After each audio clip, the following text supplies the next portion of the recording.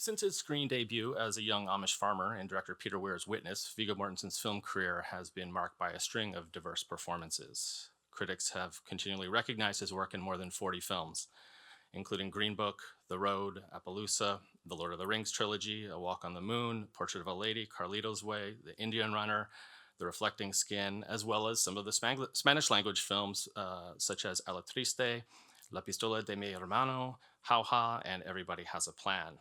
But I think a lot of us here probably know him best from his very legendary collaboration with the great David Cronenberg on films such as Eastern Promises, History of Violence, and A Dangerous Method. So without further ado, please join me in welcoming Viggo Mortensen.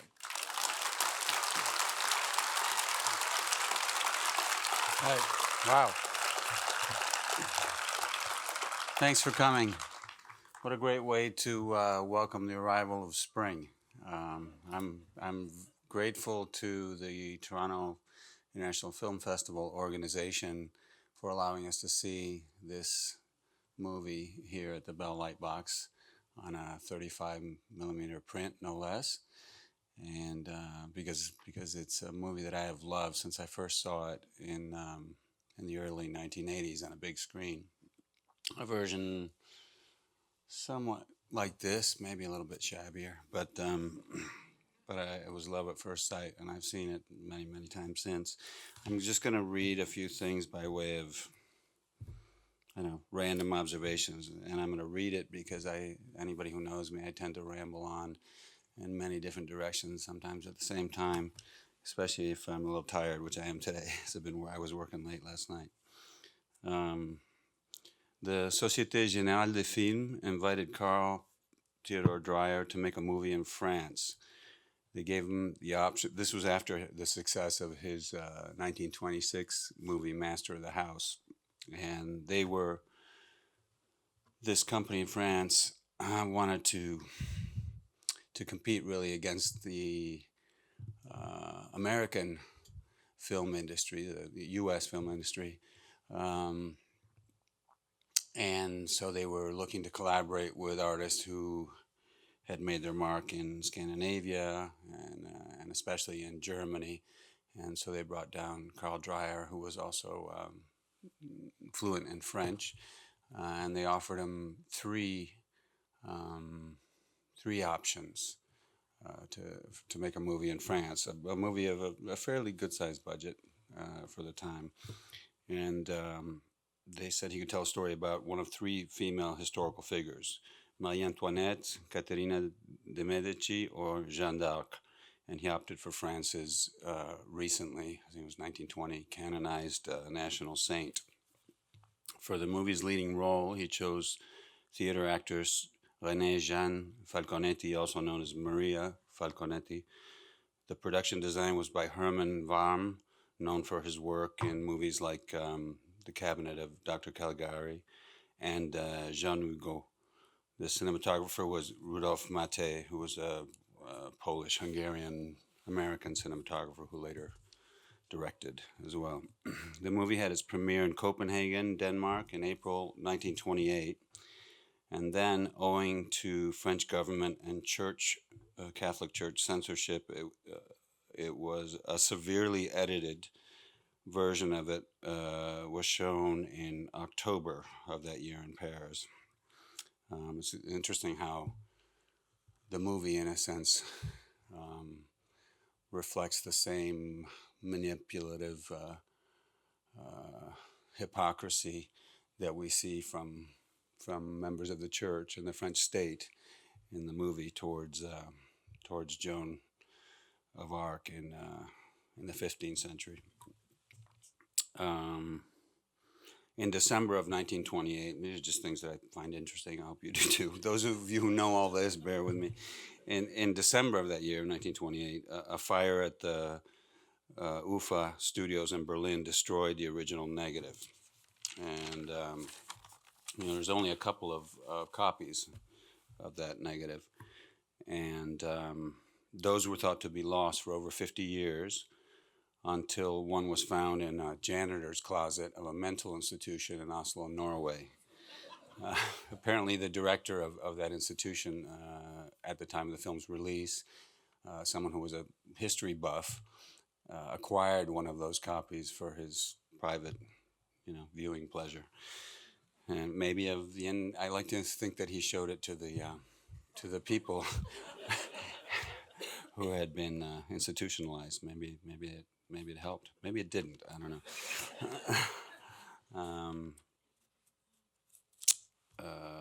The version you will see tonight is a copy of that version, I believe. It's at 20 frames per second. And we are fortunate to have, as you said, the live piano accompaniment of Marilyn Lerner for tonight's screening.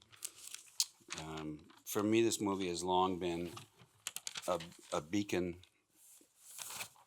of exceptional film acting by Falconetti. And now that I'm directing a movie for the first time and producing for the fourth time, Carl Dreyer's work and that of cinematographer Rudolph Maté serves me as an ideal to aspire to as a filmmaker. From the moment I first saw that shabby print of the movie some 40 years ago, and through countless viewings of it in movie theaters all over the world, as well indoors, outdoors also, and on all kinds of VHS and DVD incarnations of it, with subtitles in, Spanish, French, Danish, Polish. I don't even remember Portuguese. I mean, I've seen it long, short, messed up ones. I mean, it's had a long. It's a miracle that we have this movie, that it was found in that institution. When the fire destroyed the original copy, Dreyer supposedly put together another version, which was seen for years, using alternate takes, unused takes, and I've seen that too. It's not as good as this. And anyway, I've remained an ardent admirer of this great silent film. I'm not alone in my affection. Numerous artists and movie critics have spoken of their admiration for Dreyer's masterpiece. I kind of hate to build it up in a way, because when people go, "Oh, you got to see this movie," you got to see it. For those of you who are seeing it for the first time, but I just can't help it. It's that good. No movie is perfect. Even this movie had its detractors. At the time of its release, the trade paper Variety called it a deadly, tiresome picture. And I, however, second director Luis Buñuel's statement on seeing the movie for the first time, that we felt its truth in our throats and in the marrow of our bones. Dreyer famously filmed and edited Falconetti's incarnation of Joan of Arc, as you will see, largely in close-ups, often from unexpected angles. Increasingly, it starts out kind of conventionally, and then as she becomes more delirious, afraid, doubtful, all those things, the angles start to get stranger and stranger, and there's no such thing as avoiding crossing the line, any of that stuff. Even today, shooting a leading character this way is unconventional, and in Dreyer's and Maté's hands, exceedingly brave and poetic. You can feel what the character feels, almost read every thought on that extraordinary actress's face. I would put up Dreyer's and Falconetti's accomplishments against that of any director or actor, past or present. Anyway, well, please join me in welcoming once again. I know it was shown during the festival, the recent festival here, and but it's nice to see it halfway to the next edition of TIFF. Please join me in welcoming Carl Dreyer and The Passion of Joan of Arc, accompanied by Marilyn Lerner, and we'll talk afterwards.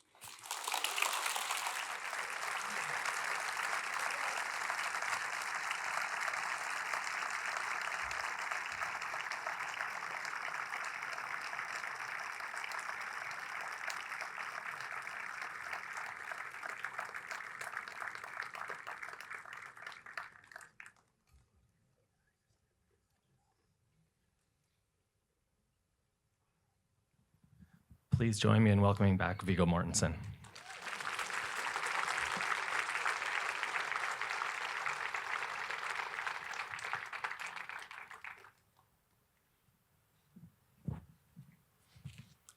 If you want to see it again at home, I recommend this version. I brought it just in case the movie didn't work or something. Stick it in.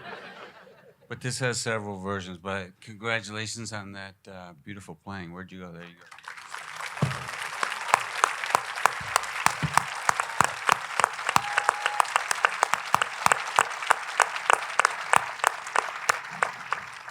And there's several versions on here that you can see at 24 frames per second, at 20 like this, with various scores. You can also watch it silent, which is great. But I have to say that what Marilyn played is at the level of one of my favorite pieces of music done for the movie, which is from a Japanese artist named Mie Yamashita. And so that was beautiful. Thank you. And to hear it live was amazing. Thank you so much. So I think we were actually just wondering how many people in the audience just saw the film for the first time. If you could just... Wow. All right. That's great. How many want to see it again at some point? Just as many. That's good. So I'd like to start out by maybe going back to the first time that you saw the film, and I was wondering what it was about the film that struck you in such a powerful way, if you remember. Well, memory is imperfect, but I know that I just was very, very moved by what I saw, by the performance. I didn't know as much as I know now about how movies are put together, what goes into acting. I just instinctively was drawn to it. For many reasons. Maybe as a photographer at that point, but also, I was just starting out as an actor, and there just seemed to be such truthfulness to the way she performed. It didn't seem like, I'd seen lots of other silent movies. I like silent movies. But she was at another level. It seemed very contemporary, her acting. And what struck me then and strikes me now even more, because I realize how important it is, reacting.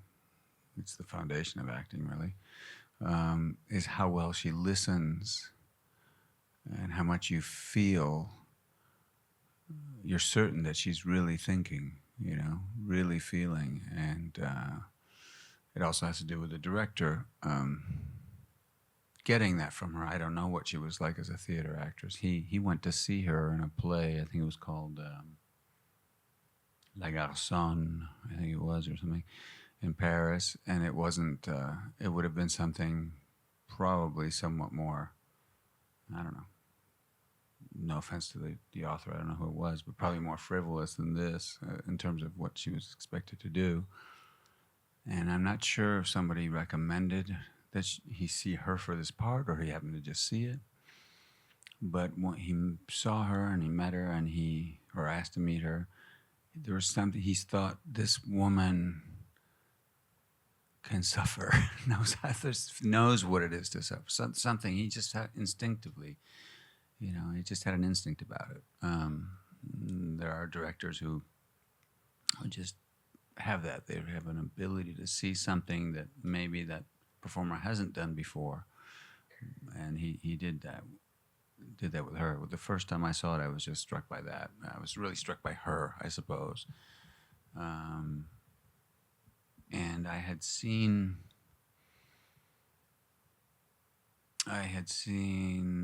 Ordet, as people say it in English. I'd seen that movie before. But I hadn't seen. Then I watched all his movies eventually, even his early, short movies, silent movies. His,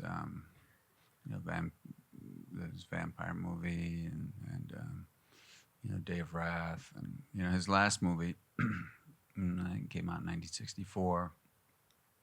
Gertrude was. I thought it was a beautiful movie. It was kind of savaged at the time. It was accused of being kind of antiquated and stuff, but it holds up. It's a completely different kind of story. It's a shame he didn't live longer, because he was writing, with as much attention to detail and historical accuracy as he prepared this movie, a movie about Jesus. It would have been interesting to see what he did with that.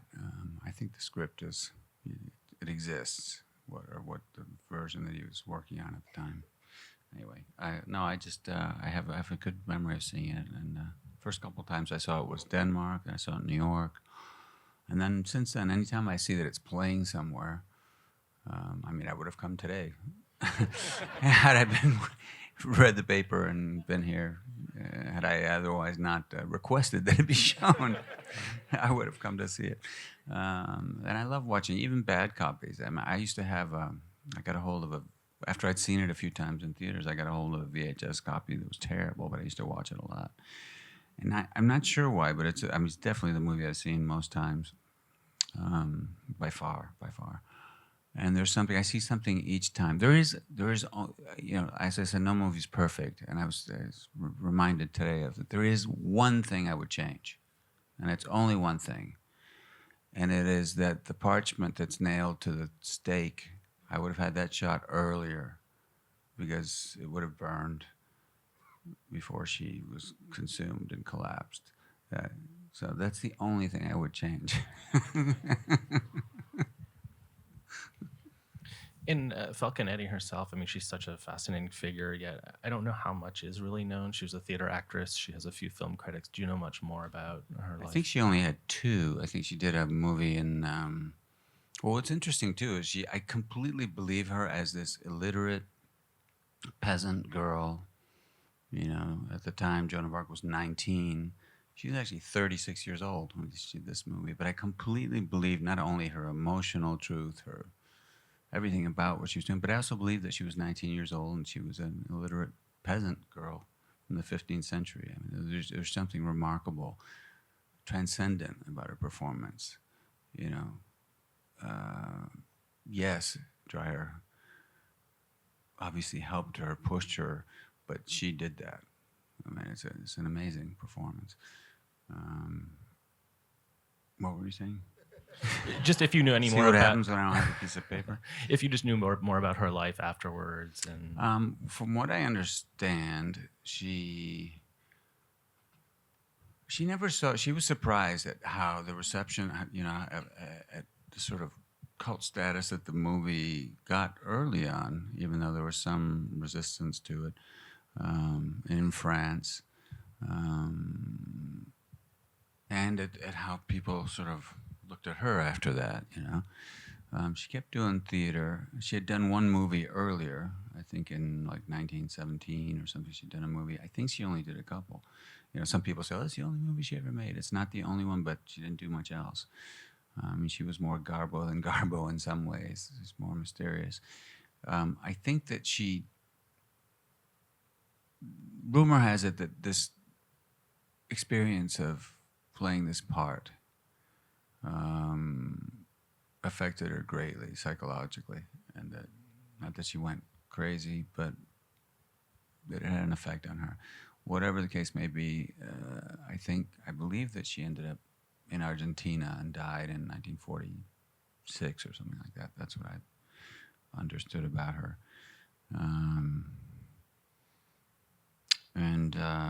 I don't know. There's just some. I never get tired of looking at her face. And there's Dreyer says, I don't remember the quote exactly, but he talked about that, about the human face, about how he thought it was the most beautiful thing in the world, not just hers, but any face, and to actually be able to be in a studio or on a set, and to with the camera to be able to see up close feeling come from within.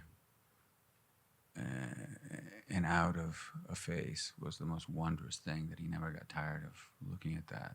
And you can really see that in this movie. And it's not just her. I mean, there are other performances that are, particularly Artaud's performance, the young, sort of handsome priest, that tries to get her, you know, this sort of is very moved by her, almost like bewitched by her or enchanted by her, and just really, you know, his performance I think is really good too. And then the main bad guy was a guy who was about 76, 77 years old at the time. His face is amazing. Well, one thing they used absolutely no makeup, which is unusual for silent movies. But he insisted that they used no makeup, and there was no wigs, the tonsures, you know, the sort of way they cut their hair. All that was real. he was, you know, it was not everybody in the crew was happy with him because they shot for months, and he also insisted that they're not the buildings, the fortress, and all the stuff that be built with concrete, not with plaster. You know, and so it was that's why it was kind of expensive, and also the long shooting time. You know, and those shackles were really heavy and they were tight, and you know, I think apparently she had to be carried to the set wearing these shackles. I mean, he just went to extremes for a certain kind of realism. Although he said he didn't really study in any depth the costumes. He went for sets that felt right from descriptions of you know, medieval times, and the clothing. He went for a certain simplicity. You know, you can see the influence of Herman Baum, the you know, German expressionist production designer. But Dreyer was very clear, as he was in all his movies, of exactly what he wanted to do and exactly how he wanted to shoot. To my mind, he's a director and a writer who writes and directs like an editor. I just feel that's true. I also think that's true about David Cronenberg. He's very clear. He edits his movies very quickly because he knows exactly what he wants. You know, when he's shooting, when he's preparing a shoot, when he shoots. That's been my experience with David. And by the way, anybody who's interested, next Saturday, we're presenting his Crash. That other Canadian director who directed a movie called Crash. I'm going to present that one. I wouldn't be so rude as to say the real Crash, but I would say the previous Crash. Let's say anyway. I mean, in just talking about the way he captures the face, something that's so radical about the film is the way that he shoots it, right? It's almost entirely in close-ups. And you talked even before in the intro about how he breaks the line. And for people who don't know, in film, when you're shooting a scene, basically they create a 180-degree axis, and you're not supposed to cross that line in order for it all to cut together. But as you see in this film, I mean, if you're he sitting breaks it over there, to be time. simple, like say the camera's here, it's my close-up, and I'm looking at you, so I'm looking camera left. When you come over here, then you got to do the same thing. You have to correspond. But Dreyer was like, I just want to do what feels right. But he wasn't just sort of winging it. I mean, he planned this out with Maté, his cinematographer, very carefully, and they took a long time to get all those shots. But it is amazing how daring, and also some of the things that, you know, the way they were swinging the camera in and out, the way they sometimes use soft focus, the angles. I mean, they were so ahead of their time in a way, and also her performance in particular was ahead of its time. I think, you know, I would put it up, like I said earlier, up against anybody's. Well, it's so minimal, right? It's almost like what you would see today, whereas back then, silent era performances tended to be very much more gestured and things like that. That's true. You'd also spoken about the collaboration. In this case, it sounds a lot like Dreyer was basically kind of imposing the direction on it and what he wanted out of it. But for you as an actor and also now as a director, how often do you think you know, it's the director's vision that the actor follows, and how often does a director adapt to what an actor's bringing? Because in this, it's almost even hard to imagine that he didn't respond in some ways to this performance. Yeah, I think I mean, I don't think he was sitting there going, cry. You know, I mean, I think she just, I mean, and you can almost see it on the other actors' faces. It probably forced them to do more naturalistic work in a way, because you could see that they were affected by her, really, I think, and he probably must have too. So that's an ideal where there's a melding, there's a true collaboration. I mean, that's the ideal when you're working from a script, even if the director has thought of the idea, written the script, and is, you know, running the show. Ideally, it becomes something greater than the original idea. It becomes something through a collective effort that's much better than any one person could have thought of. There are directors who, say Hitchcock, who are insistent on everything has to be just like this, and line readings, and you move here and you do that. And they can make great movies, but I always ask myself, and then people who love Hitchhiker's say, that's unfair, and how do you know? I say, I don't know. I'm just saying, I think that he would have been even better if he had given his actors a little bit more trust, I don't know. I don't I can't prove it. I just feel that. That's my preference in any case. And I don't know how it went there. There's different kinds of rumors. One thing that I thought was interesting, too, is that the movie, I mean, it is a classic. Well-loved. It was admired at the time, not just by Buñuel, but other people. In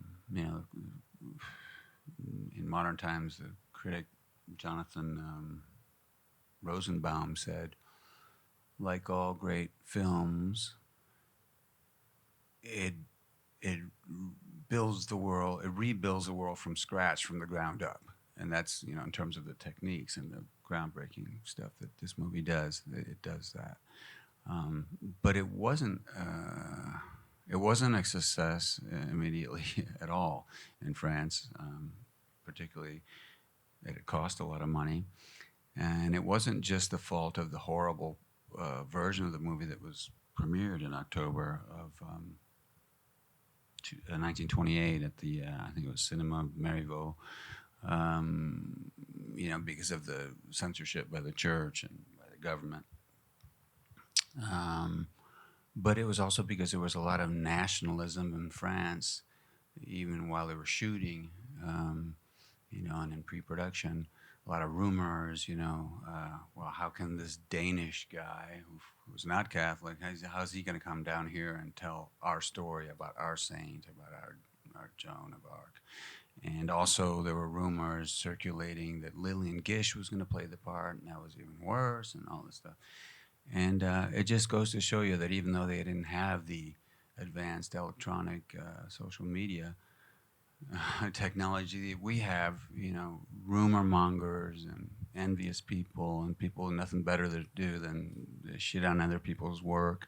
That was alive and well back then too, and that a good movie could be hampered then, just as it can't be now. But all those people are dead, and we just saw this movie, so a good movie will find its place in the sun, always.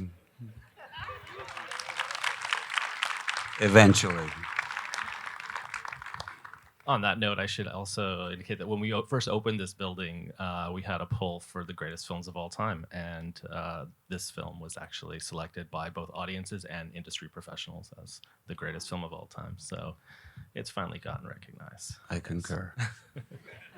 So maybe there's a good chance now we can open up to the audience and take some questions. If you can just wait, and we will pass the microphone to you.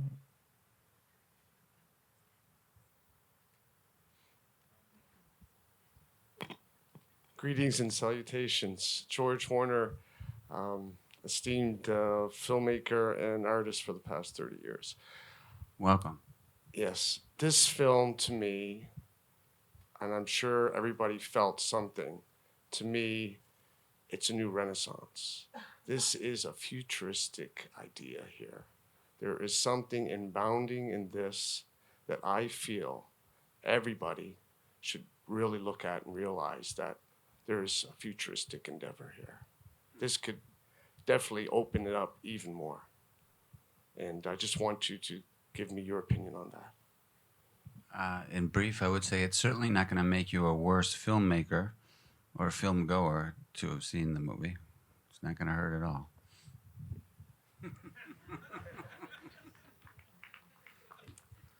Thank you so much for bringing this film to our attention.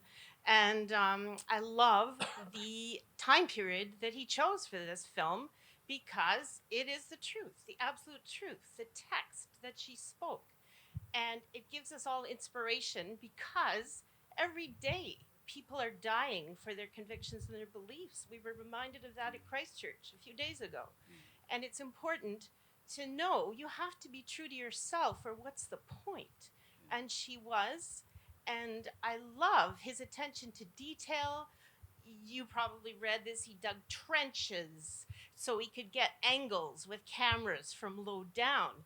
Yeah, that's one of the reasons the crew used to grumble. They had a nickname for him that was based on digging the trenches. Yeah, and he also experimented with the new, what was it, panachromatic film. He understood colors, so he painted the walls of the cement palace pink, so it would appear gray next to the white of the sky. And he painted walls yellow, so they would appear white without glare. He was a great innovator, and she was an amazing actress. It was a coming together of the stars aligned with the two of them. And I thank you for bringing this film. It's a lesson to all of us to live by today. Thank you. Another comparison to Cronenberg, by the way, I would say, is that where some people get to make movies every year if they want to, and lots of people have been nominated for Oscars for directing and writing. Cronenberg's never been nominated once, and it has often taken him years between movies just to raise the money, even though he's a director who consistently, always, in a nearly half-century career, has been someone who has come in on or under budget, on or before time, and has always delivered excellent work. It's always been difficult. And Dreyer had a similar, he made he made several very good movies, but he often struggled, and he was revered by other filmmakers, other artists, but it took him years, sometimes almost a decade, and he was also a good writer. He was a good film, he wrote film criticism, did lots of different things, but he didn't get to make nearly as many movies as he would have liked to, but he just sort of put his head down and just kept trying, and then eventually he would raise the money and do another one. It took him a while after this one, because it didn't do as well. The rumor mongers and the morally reprehensible people who tried to get people not to see this movie, in particular in France, for reasons of nationalism and just whatever, just general xenophobia and ignorance. That affected his chances to make another. I'm sure he would have liked to make another movie a year or two later. He was someone who really exhausted himself in preparing and making a movie. So maybe not every year, but certainly every couple of years. It would have been great if he'd been able to make more movies. And Cronenberg's made a lot, fortunately, but he would have probably made, by now, even more great movies, So it's a shame. It's just the way it is. You have to be kind of stubborn and thick-skinned in this business. And Dreyer and Cronenberg are two examples of, you can't keep a good artist down, really. You mentioned that there is both a 20 frame per second version and a 24 frame per second version made. What would have been the difference? This was 24 frames per second, was it? 20. This was actually 20. So our 20? projectors, you can run it at different frame rates. Mm-hmm. And I don't know, do you want to address it maybe? Or I can. Basically, 24 would run faster. The Voices of Light, I believe, on the Criterion DVD is the 24 frames, and the music was composed to that DVD. Yeah. So we've done a lot of tests on the film over the years and running it at 24, 20, 18, 16, and just to see which one we felt felt the right pace, and this was the one that we kind of landed on. If you run it at like 16 or 18, it becomes very flickery. You notice the flickery, and then I think the 24 feels a little bit fast too. So I think this one sits perfectly. But they're both good. I mean, they're both. That difference, 20 to 24, isn't so discernible. It does, one does end a little earlier than the other, but you do get that. You do get the feeling and the power too, and. I like watching it without music. I've watched it sometimes without, and that's also really great. But when someone can really play, like Marilyn, it's a new experience, and that's also great. I was going to say about we're talking about the speed of the movie.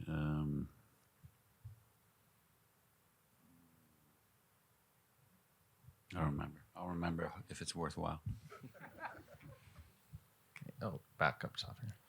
When in the movie, when JOAN is questioned by her judges, do you know if this is based on the real exchanges that took place and that Yeah, seems to it be is. mentioned in the movie? Yeah, as they say in the beginning, they took it out of the La Bibliothèque Nationale, I think, and the archive. It's an abridged version. I think it's like 8 hours of interrogation, and so he took parts, but all the words that are spoken are all from that document. They're all the true questions and answers. It's not all of them, but it's a part of the true transcription.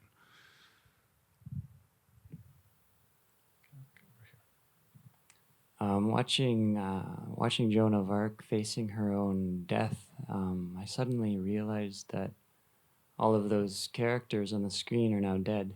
I know, it's weird. So's that fly. And I ended up going into this Those pigeons. deep meditation on death. You know, it was just like this deep reflection. And I'm just wondering how. But how amazing, right? Because I'm Yeah. looking at her and I'm like, what did you do in that rap every day? I mean, did you just stay in those shackles? I mean, or did you go out and walk around and have a meal? Or what did you do? I mean, you wonder. It's wonderful. I love looking at photographs for that reason. And even bad movies, you know, there's things you see. You see the cars, you see the street corners, or, you know, the Toronto or the Paris that used to be. It's fascinating.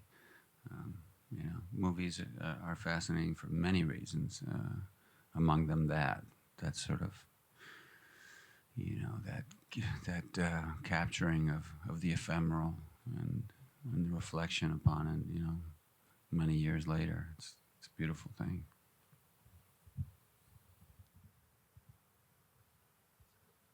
I think up top again. Hi, Viggo. Hi. My name is Jennifer, Where are you? and I'm right back here. Oh, hi. Hi. Thank you for bringing this beautiful film to this audience. I enjoyed it, and I look forward to thinking about it over the next couple of days. You said that memory is imperfect, and it's also interesting how something can evoke a memory. Anyway, on a lighter note, last summer, I remembered something that happened on Christmas Eve about 40 years ago. And I was with my step-grandparents in Watertown, New York on Christmas Eve, and I was talking to a young person who had just or was about to move to New York. And it was you, and we chatted at this party all evening. And then wait, it gets better. Whose house was it at? It was at Gay's. It was at your mom's. Oh. And and then my The Christmas Eve party? So I was there with Aline and Fred Taylor, my step-grandparents. And then my mother and my stepfather came by and said, it's time to go home. And I'm having such a good time. And you offered to give me a ride home. And my stepfather said, no, it's not going to happen.